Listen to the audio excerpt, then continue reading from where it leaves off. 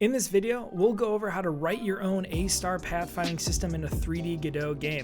I'll show you how to do it in an easy and scalable manner that works for any number of nodes as long as you're using the same Y-plane, and then in future videos we'll show you how to better debug your pathfinding and dynamically update when there are obstacles that update your path. Let's get started. Alright, so let's really briefly just talk about what A-star is. If you're familiar, just skip this part, but if you've never used A-star, you don't really actually have to know any of how it works under the hood, but what it is it's a grid traversal algorithm. It's a best first search, which means it's looking specifically for the best path from one point to another. And this is different to other algorithms that are pretty famous, like Dijkstra's, which is a breadth first search algorithm. A-star is really optimized, and there's a reason it's used in game development all the time is because it's meant and optimized for quickly finding a pretty good path from one point to another. And that's why we're going to use it. And another quick note too is that no games just have a pathfinding algorithm. I'll show you how to use A-star in your own game, but most other games are going to have their pathfinding, and then they're also going to incorporate a bunch of other mechanics that will help make their pathfinding smoother, like steering behaviors, collision avoidance, just kind of slightly adjusting path, a little variance, just to make movement feel more natural, because no one moves from one point on the path to another, making all of these tight corners. So there are tons of ways that you can add other systems on top of your A-star to make your pathfinding a little bit more natural, but we are going to make a really nice A-star system that you can use for any game that just has regular meshes. And you'll notice the key here with A-star is that it's based on a grid. So if you're using a tile map in 2D, or if you're using a grid map in 3D, you've already got some basic things in Godot you can use to get a grid. But because 3D nodes and meshes aren't necessarily in a grid, we're going to have to impose a virtual grid on top of our node system. We're going to have to impose and create our own virtual 3D grid on top of the nodes that we have existing in our scene. And I'll show you how to do that, and it's going to be super easy and extensible. So let's swing over to Godot and get started implementing. All right, so over in Godot, you can see that I've set up this little demo system that we're going to use for this tutorial. And over on the left on the scene tree, you'll see I've got a camera, a directional light, a player, and these two different ground meshes. These are just static bodies with a cube mesh and just a simple matching collision shape. So none of this really matters too much. You can just do whatever you want in your own game. If you want my character controller, you can get that in the code for this project, which you'll find in the GitHub repo down in the description below. But basically all it's doing is that whenever I click on a place in world space, whenever I click on one of these meshes, it's going to try and route the player there by getting a path from our A-star system. So it won't work right now, but just so you know, that's how we'll test our A-star pathfinding, is that I've got it in place where if we click around, our player will try and get a path to that position. So this is the scene that we're going to use. Let's actually start implementing our A-star system. And in order to do that, I'm just going to add a new node to our main scene. And this is just going to be a spatial node. We don't want to use anything special here. Godot has a built-in navigation node. So if I hit Command A and look for navigation, you'll see it. But the problem in Godot 3 is that this navigation node, it works great, but it can't dynamically update. It can't bake in any obstacles. And so it makes it kind of useless for most games where you have your path might change or things might move around. And so because of that, A-star is still, I think, until Godot 4 when they have the new navigation server, by far for most people the best case, unless you have completely static levels, the best case or easiest way to add pathfinding to your game. So we've got our new spatial node here. Let's rename it to A-star because that's what it's going to do. And so now that we've got our A-star node, let's add a script to it, which we'll just call A-star, and I'll do that. And I've already scaffolded out the basics of our A-star script. There's a couple functions we're going to need to add, and we'll make more later, but for now we'll start here. And we're going to need our ready function, just the built-in Godot one.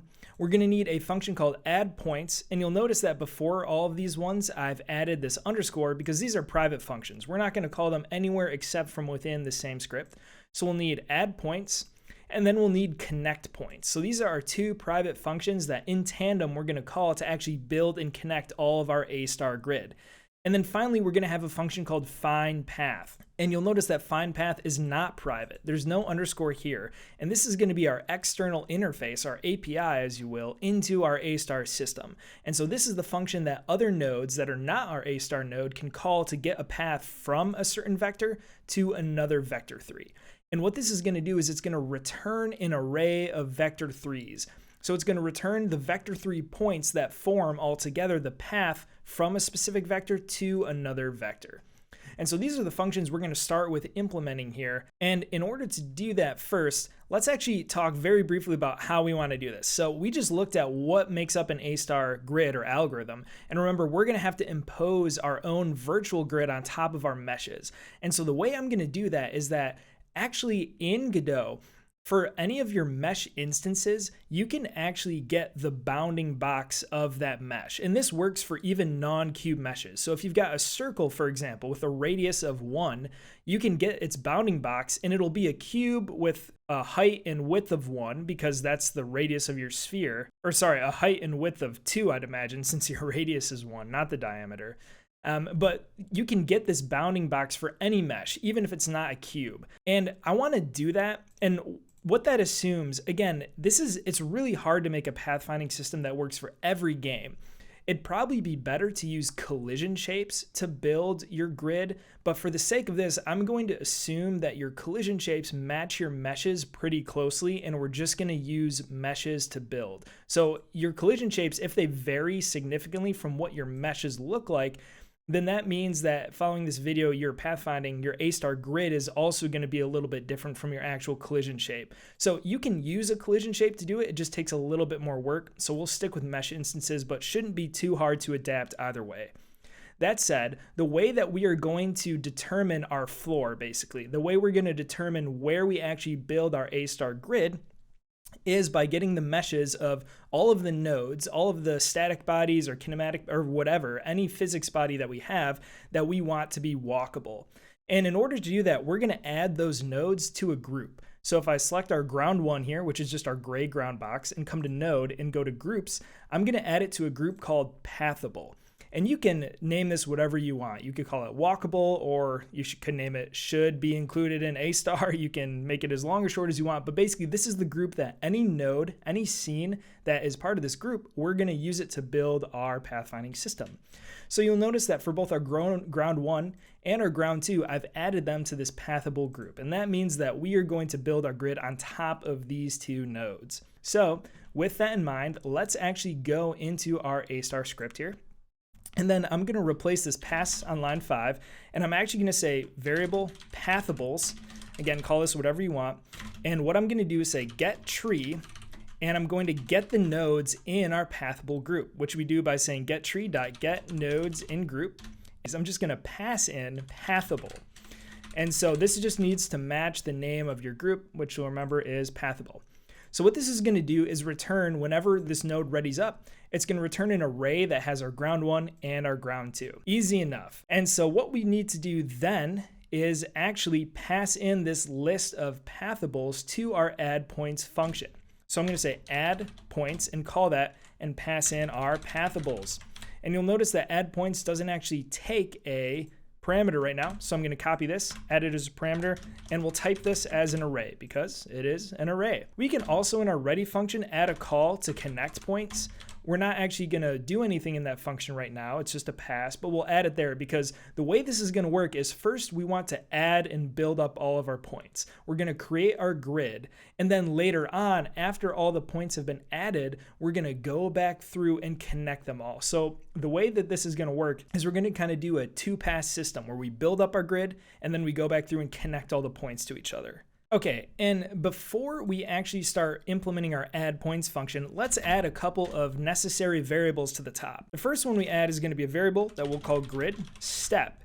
And I'm going to set this to 1.0. It's important that this is a float here. And what this means is, remember, we don't actually have a grid. We're imposing a virtual grid. So we can make that grid, each cell, basically each square in our grid, as small or as big as we want.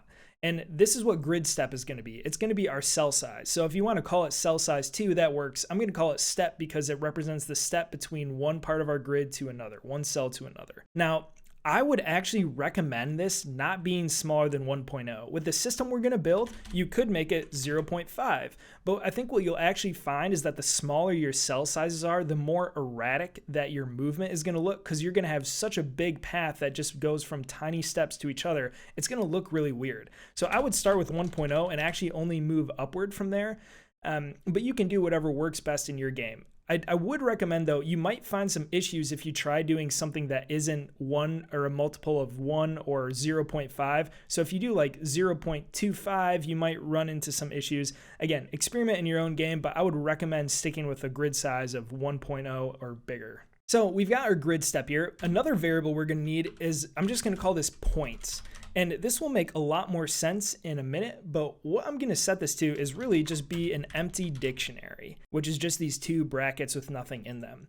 And what we're going to do, remember, a dictionary has key value pairs. And when we're talking about A star, when we're looking at our game, we're only ever dealing in world coordinates. We're only ever thinking in terms of vector 3s. What position does this cube start at? What position is our player at? It's all vector 3s, right? It's world coordinates. Well, when you use A star, you add points to the A star grid in world coordinates, but you refer to those points by a specific point ID. So when you add a point in your A star grid, which we'll have an example of in just a minute, you're going to get an ID for that point back. And whenever you need to get a path, you have to pass in the point IDs. So even though our whole game is running on vector 3s and that's how we think, when we're talking to our A star system, we're going to actually have to use these point IDs, which don't mean anything outside of our A star system. So we've got to have a way to convert between world vector 3s to our specific A star points. So that'll make more sense in a minute, but just remember that for when we get going. And the final variable we need is just going to be variable A star. And Godot actually has a built-in A star resource, a built-in A star system that we can use. And so we'll just say A star.new because we have to create a new A star resource or new A star object that's going to do this calculation and store our points for us. So now that we have that, we're ready to keep moving through in our add points function and start adding points to our A star grid. Okay, so let's start doing this. Let's start implementing add points. And the first thing we need to do is loop through all of our pathables that we're getting in and use them to build up our grid. So let's say for pathable in pathables. We'll make this a for loop here. And what I want to do is get access to the bounding box of the mesh of each of our pathables. And so the way I'm going to do this is say variable mesh, and I'm going to say pathable.getNode.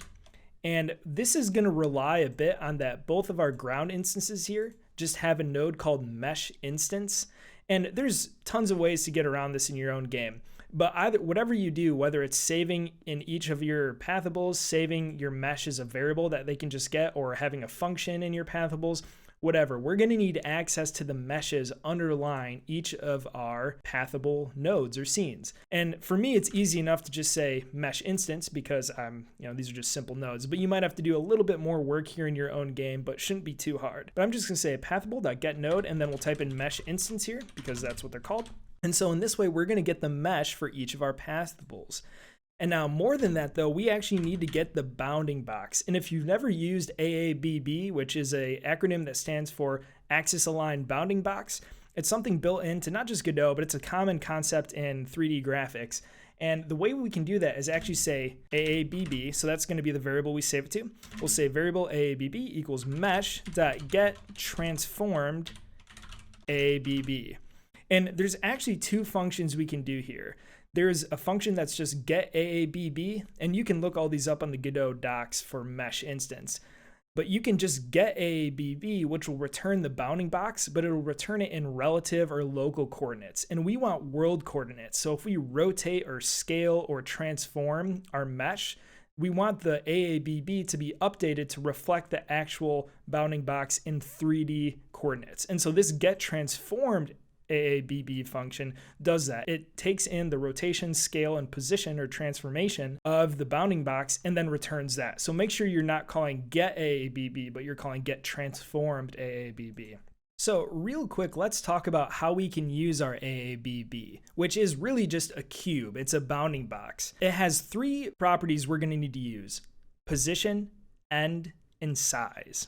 Position and end are 2 vector 3s that represent 2 different as far away as you can get vertices on the rectangle. So for example, if we look at our ground 1 here, this gray box, our position might represent this back, left, and lower vertice. This one right here, not the top one, but the lower one. And then the polar opposite is going to be our end property, which will represent, if I come back over here, are front, right, upper vertice. So position is the left, back, lower, and end is the front, right, upper. And then that other property, size, just represents basically if you do end minus position. Size represents how wide, how tall, and how deep it is. If we do position plus size, it will equal end. So position and end are just the points, but if we add our size to position, we'll also get end. So again, it's just a cube, and these are helpful properties built in to help us make use of the size of the cube. So we have our AABB here, and what we want to do is get the start point for our grid. And this is the point that we're going to use from there to keep iterating over our AABB, to keep iterating over the size of our mesh. So in order to do that, let's create a new variable. It'll be variable start point.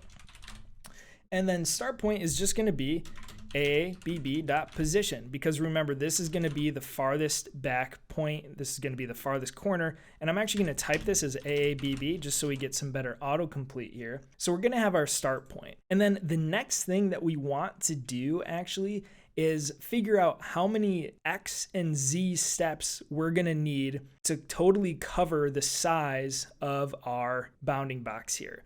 Because we want to add as many points on our grid as we need to totally cover the width and the depth of our bounding box. And it's important to note too that in this video, we're not going to deal with differing Y values. We're going to assume that all of our meshes are at the same Y value, that our walkable plane is a plane. It's all the same Y value. Now let's go back to our grid view for a minute here, because we have already set what our grid size is, which let's say is 1, because that's the value we're using here. So this is our grid size, right? Let's imagine theoretically our mesh, our bounding box, has a size of 5. So it's 5 wide and 5 deep. Well, we need to determine how many cells are going to make up our grid. Basically, we're trying to determine how many cells can fit over our bounding box for our mesh. And so if it's 5, what we need to do is have 5 different cells, like so. But because we will have different mesh sizes and we'll have different grid sizes or different cell sizes, we need to actually use some math so that if we change either of those two values, it'll still work. And the formula we need to use to do that is to take our X size over our step, and that's going to tell us how many cells we can fit in the X direction. And we also need to do the same for our Z direction, also over our steps. And these together are going to tell us how many cells we can fit in the X and how much we can fit in the Z direction. And those together are going to form our grid. And so if we go back to Godot, we can actually do this by saying variable X steps. And I'm going to do the math here by just saying AABB.size.x,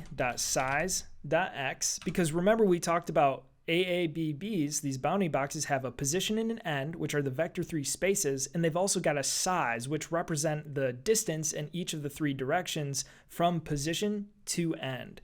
So we'll get the size of our bounding box in the X direction, and we will divide that by our grid step. And so again, let's say our size is 5. If our grid step is 1, this will equal 5, which tells us that we can fit 5 cells. If our grid step was 0.5, so if we were doing a different cell every 0.5 units, then 5 divided by 0.5 would be 10, which would make sense because we could fit 10 cells in the X direction. So this formula is really simple, but it'll make our algorithm here easily adjustable, and it'll just work as we change the size of our grid and our meshes. So let's copy this and do the same in the Z direction. And again, remember, we're not doing Y right now just to keep it simple. This is something you'd probably have to change too if you did want to do changing in the Y direction, but we'll just do in both of these. So we'll do Z steps in the size.Z direction. And this is going to tell us how many cells we need to create for this specific pathable. And so now that we know that, we can actually loop through these steps. And so I can say for X in X steps. And if you're not familiar with the syntax, you might be wondering, why am I saying for X in an integer, basically? And Godot automatically, if you say for X in an integer, it will automatically turn that integer into a range. So if this is 10, it's going to say for X in 10, and X will go from 0 to 9. So this is just a really easy, handy way for us to loop through all the steps we need. So I already did this in the X direction. Let's also do it in Z. So I'll say for Z in Z steps. And so basically what we're doing is we're going to be adding these together to create the specific coordinate, or to find the specific coordinate for our next cell. So we're going to be moving in the X and the Z directions, basically going, because we're doing X on top, we're going to be doing one row and then moving over one X value to the next row, etc. So now that we have this, we can actually find our point to add. And because X and Z are both going to be 0 at the beginning, we don't have to do anything special for our start point. We can just add it. And so I'm going to say variable next point. In other words, the next point that we need to add to our A star grid, which at the beginning will just be our start point, is going to be equal to start point, which is just the start of our bounding box. And then we're going to add a vector with our X and Z step values as an offset. So I'm going to say plus vector 3, X, and then 0, because we don't want to change our Y value, and then Z. We're going to add those two as an offset to our start point. So we're building outward from our start point.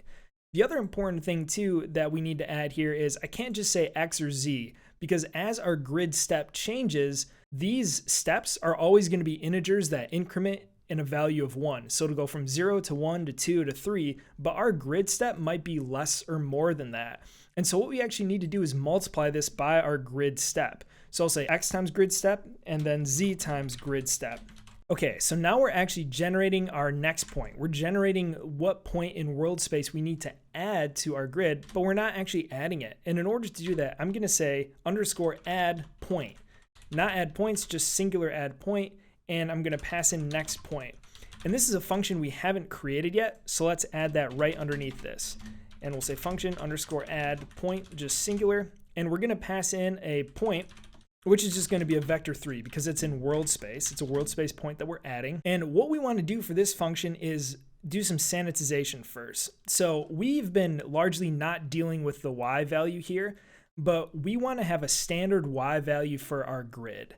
So let's go up to the top, and I'm going to say variable grid Y, and I'm going to set this to 0.5 because I know that's our ground meshes go up to a Y value of 1 or maybe 0.5. This should actually put it right on top of the ground, but it doesn't really matter. This is just going to be the Y value that our grid, all of our points live at. So it's consistent. It's one less direction we have to look up or down, and we just look left and right and forward and back. So we'll have our consistent grid Y here. And what I'm going to do in add point here is actually just say point. We're going to grab our parameter and actually change it. Oh, sorry, we're going to say point.y, change that point parameter's Y value to just be grid Y.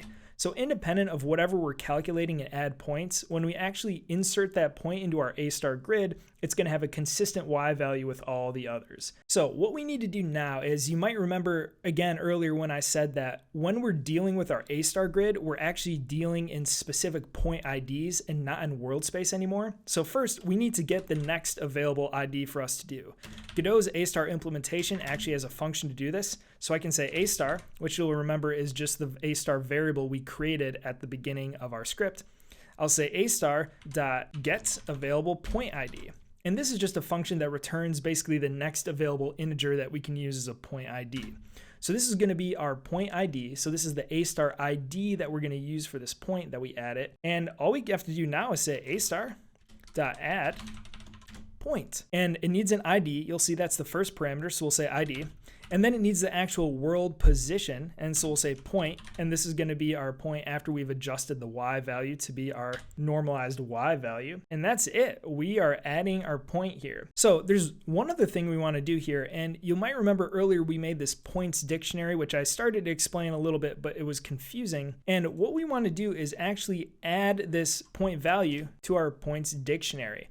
And in order to do that, remember, we don't currently have a way to get this ID of our point. We can figure out or ask for a specific position in world space, but in order to get a point from our A star grid or to get a path, we need to get its ID, its A star ID, and we don't have any way to translate between those or any lookup that we can use to get the ID of a point. And so what we're going to need to do is actually build a function that's going to convert from a world coordinate to an A star ID. That's a little incorrect. Our points dictionary is going to do that lookup. What we need to do is build a function that will convert our world point into a string that we can use as an easily referenceable key in our points dictionary. So let's just build this function, and I'll explain it as I go, and it'll make more sense in a minute. So let's just call this function world to a star. And all that means is that it's going to convert a world point to an a star point. And we're going to say world point, and this is just going to be vector 3, and it's going to return a string. And so all that we want to do for this function here is we're going to make a couple variables, an x, y, and a z variable. And we're going to say variable x, and this is going to be stepify, and I'll explain what that does in just a second.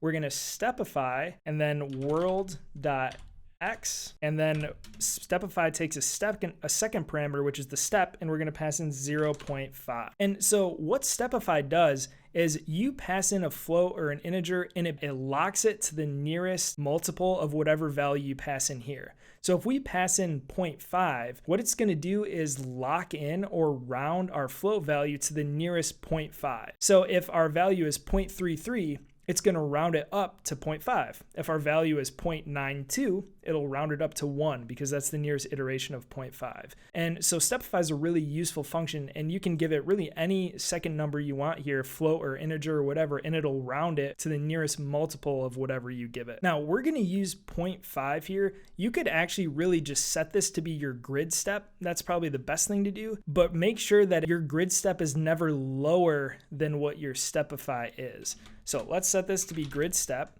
and that means we are going to round it to our nearest grid step. And in this case, because our grid step is 1, this will just basically round it to the nearest whole number. Okay, so that's our x value. Let's do the same with our y and z, and you might be able to see how this is going to go. So I'll change it to variable x, y, and z, and then change the corresponding world call, so we'll get the correct world coordinate for each of these.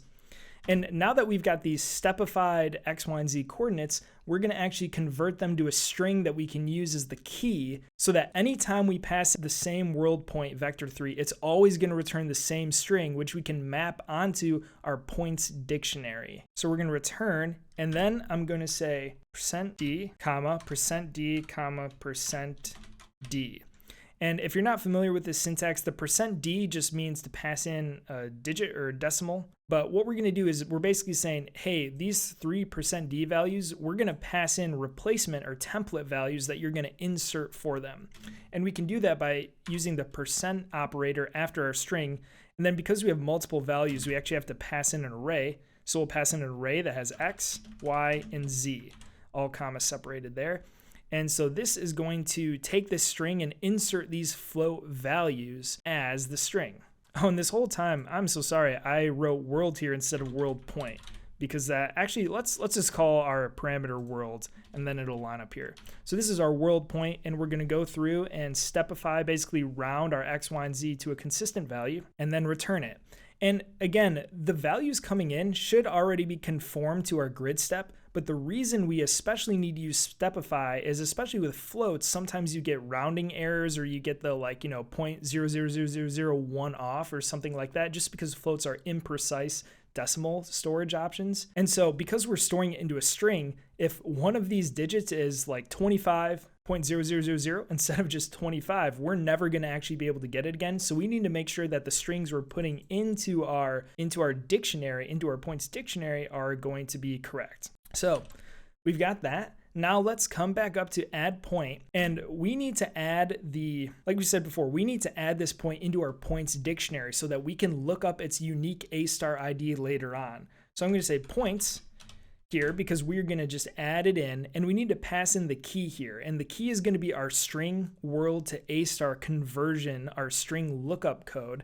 So we're going to say world to A*, and here we're just going to pass in point because we pass in a vector 3.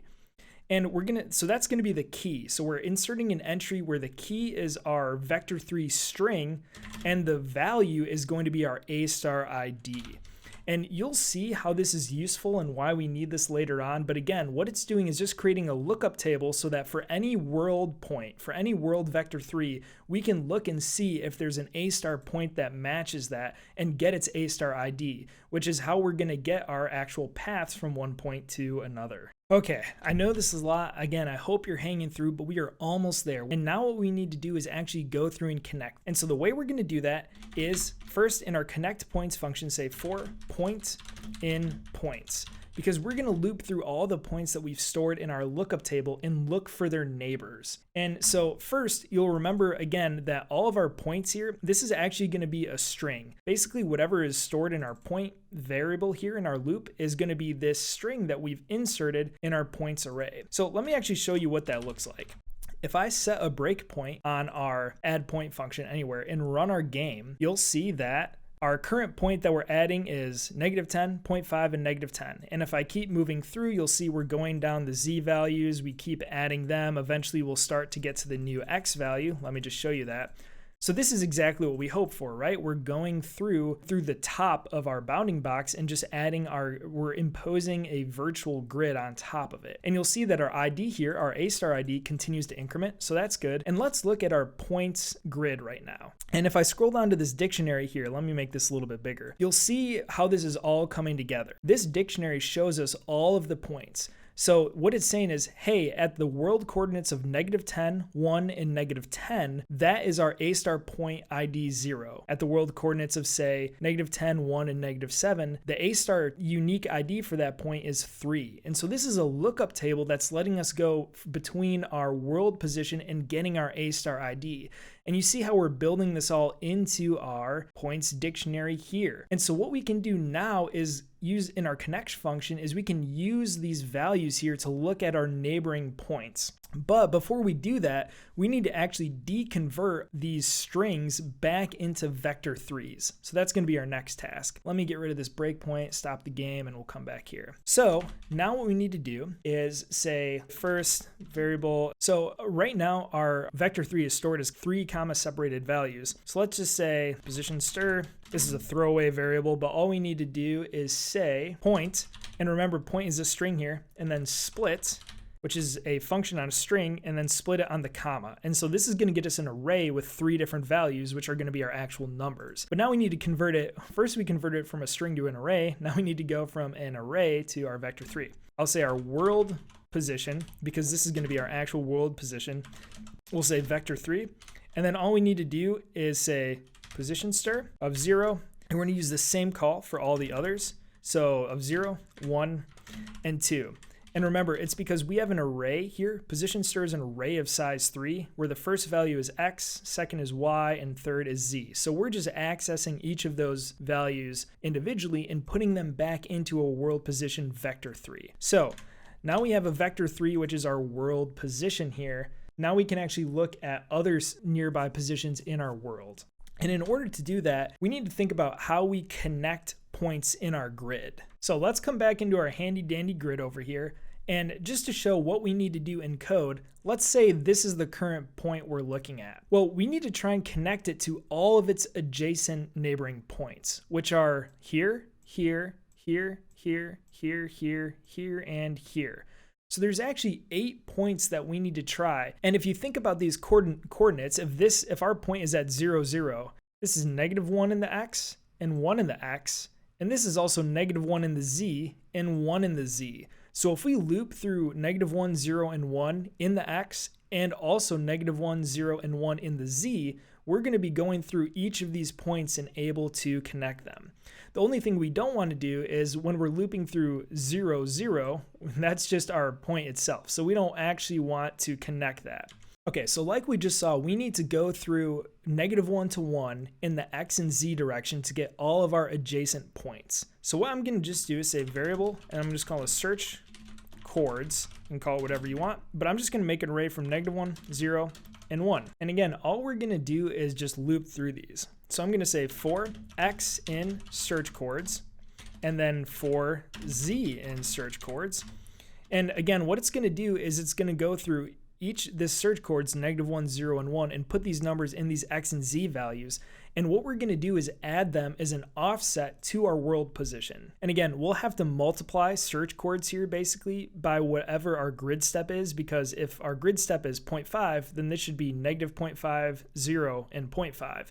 So we'll take care of that, don't worry. But again, all we're trying to do here is find our adjacent, all of our neighboring points in world space. So now that we've got this, first let's say variable search offset. And this is just going to be turning our chords here into a vector. So we'll say vector3, and we're going to add our current search chords. So this will be X, 0, and Z, because remember, these are the things we're currently looping through. And what we want to make sure too is, remember I said that if our offset here is just 0, 0, 0, then we're looking at the current point itself. So we need to skip that. So we can say if search offset, and we'll just say equals vector3 dot 0. It's got that handy dandy helper.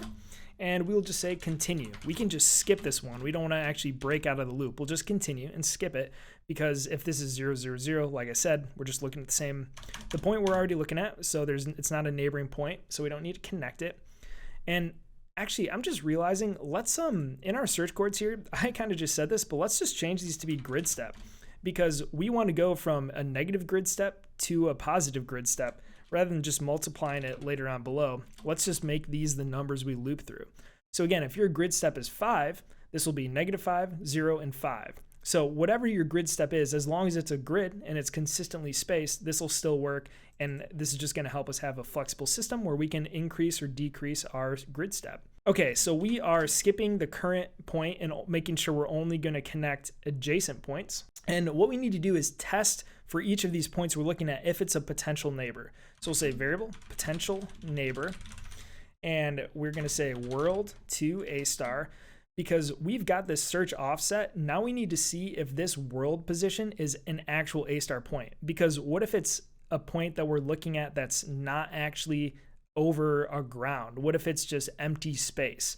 Or what if it's just not valid? We need to make sure that whatever we're looking at, it's a valid world or a valid A star point before we try to connect it. So here, our potential neighbor is, remember, it's going to be our world position plus our search offset. So we're going to say our current point's position and then a little bit up or left or right or wherever our neighbor is we're currently looking at. So basically we're getting the world space coordinates of our potential neighbor, and then we need to see, we're going to turn that into a string, and then we're going to see if this is an actual point in our point lookup table. So we'll say if points, our point lookup table, dot has, which is just to say if this potential neighbor is an actual point, this new coordinates that we're looking at, if it has potential neighbor. And then if this is an actual adjacent neighbor we need to connect to, then we can use the A star dot connect points function. And just like it says on the tin, this function is going to connect these 2 points. But you'll notice here, the reason I pulled this up is it's telling us that the first 2 parameters are point IDs. Remember, everything in the A star system uses the point IDs and it doesn't use world space. So we need to get our point IDs for both our current point and our new neighbor point. So let's do that first before we connect them. We'll say variable current ID, and this is just going to be points, because remember, we need to get our point ID from our lookup table. We only have its world position.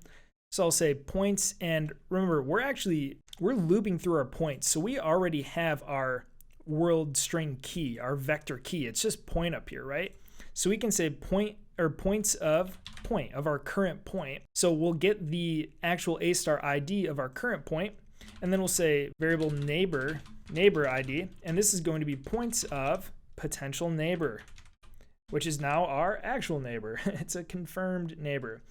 And then what we can do is say A star dot connect points, and we actually have the IDs to pass in. So I can say current ID and then our neighbor ID. And so it's going to connect these 2 points. Now, we're pretty much done here. This is good to go, except we should also make sure that these points aren't already connected. So I can say if not A star dot are points connected. Again, it's got a helpful function for that. And we can say current ID and neighbor ID. So if they aren't already connected, then we'll connect them. Okay, we are so close. All we need to do is actually return our path now. And there's only 3 lines of code we need to do this. First, just to prime what we're going to do, I'm going to say return. And then in Godot's A star implementation, the function you need to call to actually get a path is A star dot get point path. And this is the function we're going to call. And again, like we'd expect and like we've seen before, you'll notice that the parameters it takes are a from point ID and a to point ID. Now again, our find path function is taking two vector 3s because anything outside of our A star script, our node, shouldn't actually have to know about A star point IDs. It should just be able to pass in whatever coordinates it cares about in world space. And so we're going to have to convert from these vectors to our coordinates and pass these in to our getPointPath function. So let's start by saying variable start ID. And this is going to be the unique A star ID for our from vector. And actually, rather than how we were doing our point lookup before using world to A star and everything else, Godot's A star implementation actually has built in a really helpful helper, which is A star get closest point. And so we can actually use this and we just pass in the vector 3 and our A star implementation will find the closest point in world space in its graph to the vector we pass in. So we don't even actually have to do a point lookup here. All we have to do is just pass in the vector 3. So it's our start ID, so we need our from because that's where our path is starting. And I'm going to copy this line and paste it, and then we'll set this next variable to be end ID, and this is going to be 2. So we'll get the closest point on our grid to our start for our from and the closest point to our end, our 2, and we'll pass in these IDs. So start ID and end ID. And now we are getting an actual path from this A star grid that we've built. Alrighty, so if I run our game now, let me expand this just to make it a bit bigger. If I click somewhere, there we go. Our player actually goes and uses the pathfinding system. And you can see that he's using it because he's making a bunch of little adjustments and he can move. And if I click on even different meshes, he will still be able to go from one to another. Wow, this is super cool. And I hope that this has been helpful for you. I have planned another couple videos, one to show how to add dynamic obstacles that will update the path and block certain parts of it. On top of dynamic collisions, I also want to show you how you can draw these cubes like you see here as a debug method. I found this is a really helpful way for me to see what's going on with my pathfinding. And later on, when we do this, I'll actually show you how to turn these red when you've got an obstacle over a certain grid.